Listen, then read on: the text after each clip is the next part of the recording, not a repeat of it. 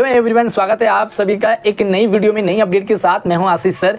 I hope आप सभी स्वस्थ होंगे, मस्त होंगे और अपने अपने कामों में व्यस्त होंगे। फाइनली दिल्ली शिक्षा विभाग ने आज 15 मई 2024 को सर्कुलर जारी कर दिया है 11th क्लास में एडमिशन के लिए। यानी कि सिंपल सी बात है, ये उन बच्चों के लिए हैं जो नए सेशन 2024-25 में 11वीं में दिल्ली के सरकारी स्कूलों में एडमिशन लेना चाहते हैं। चाहे आप सरकारी स्कूल में पढ़ रहे हो, प्राइवेट स्कूल में पढ़ रहे हो, आउट ऑफ दिल्ली से हो, सभी के लिए बहुत इंपॉर्टेंट है। साथ में आप में से बहुत सारे बच्चे लगातार सवाल और मैसेजेस कर रहे थे कि सर 11th क्लास में साइंस कितने नंबर पे मिलेगा, आर्ट्स कितने नंबर पे मिलेगा, मेरे पास बेसिक मैथ है, स्टैंडर्ड मैथ है, कॉमर्स लेना है। भाई सारे डाउट आपके वीडियो में क्लियर होंगे। तो आपसे एक रिक्वेस्ट है कि पूरी वीडियो को सबसे पहले ध्यान से देखें।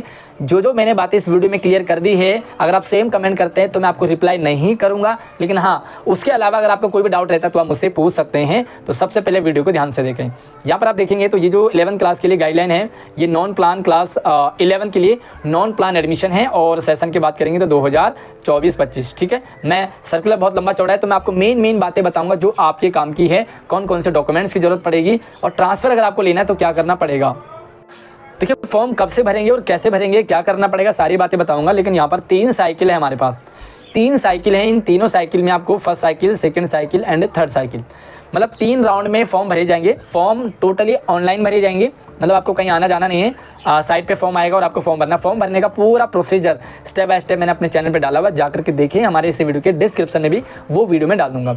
तो अगर पहला साइकिल की बात करें, पहली साइकिल तो वो 22 मई से और 7 जून तक, 22 मई से 7 जून तक आप फॉर्म भर सकते हैं ऑनलाइन, जिसका कोई भी चार्ज नहीं है। मैं आपको यही सजेस्ट करूंगा कि कहीं बाहर फॉर्म भरने की ज़रूरत नहीं है, क्योंकि कई बार वो एक ही नंबर डाल देते हैं सभी में, तो आपकी डिटेल गलत हो जाती है। इसलिए फॉर्म को खुद भरें। मैंने आपको वीडियो बताया तो वीडियो देख करके आप फॉर्म आराम से भर सकते हैं।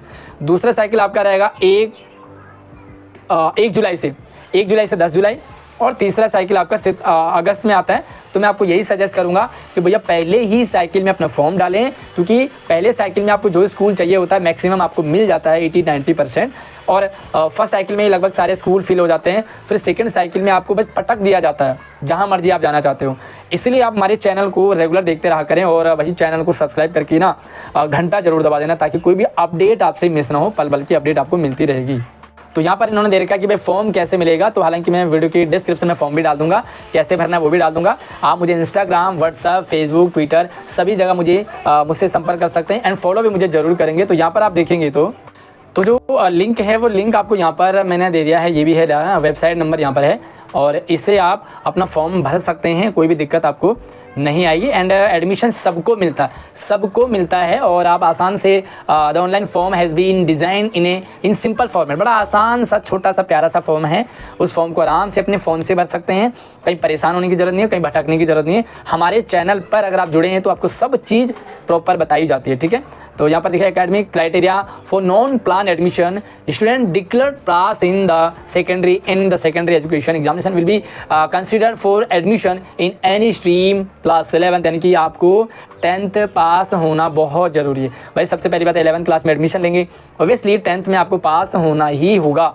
ऐसे नहीं कि आप कहीं से भी आए और सीधा 8वीं तक तो ऐसे ही होता है ना, 8वीं तक जो है किसी भी क्लास में आप एडमिशन ले सकते हैं। लेकिन अब ऐसा नहीं है, यहाँ पर आपको 11th क्लास के लिए 10th पास होना बहुत ज़रूरी है।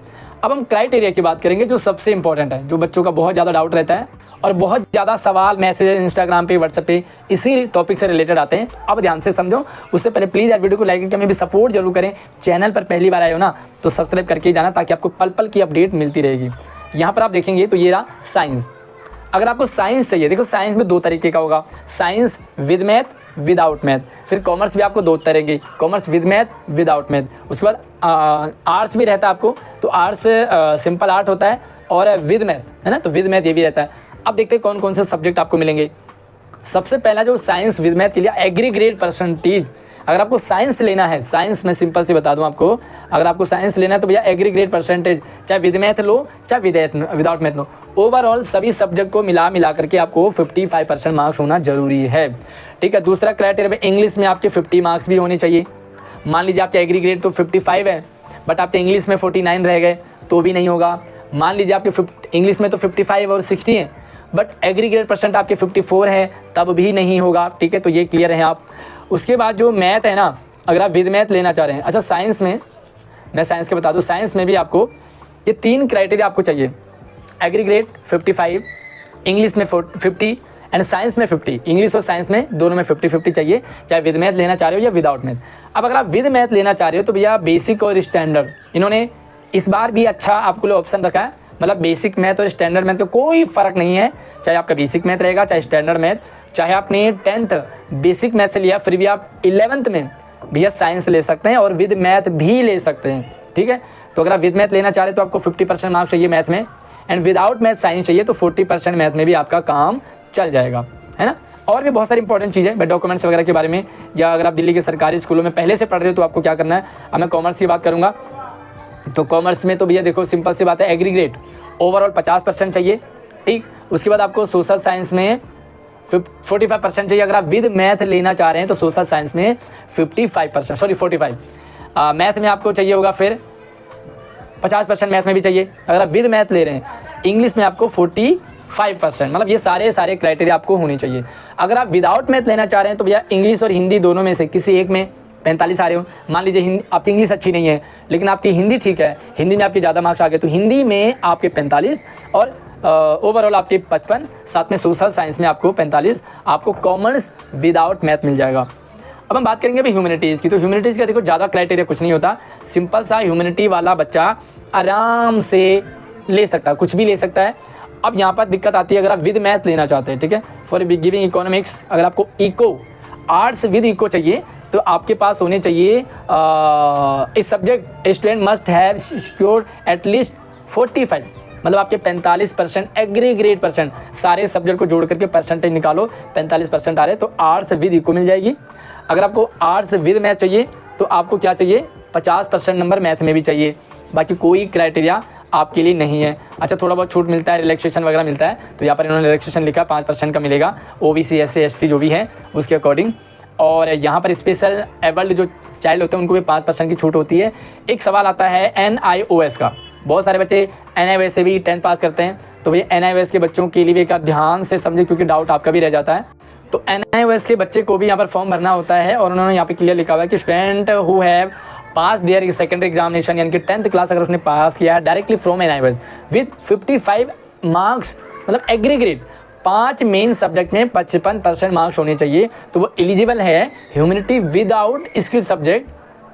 आपको विदाउट स्किल सब्जेक्ट मिल जाएगा, मतलब कोई स्किल सब्जेक्ट नहीं है, आपको डायरेक्टली ह्यूमैनिटीज मिल जाएगी। And 5 main subject eligible to admission humanity with skill subject. अच्छा अगर आपके जो है सब्जेक्ट विद 50% मार्क्स और अब अगर आपके 50% से ज़्यादा है तो आपको फिर भैया स्किल सब्जेक्ट भी लेना पड़ेगा, ठीक है।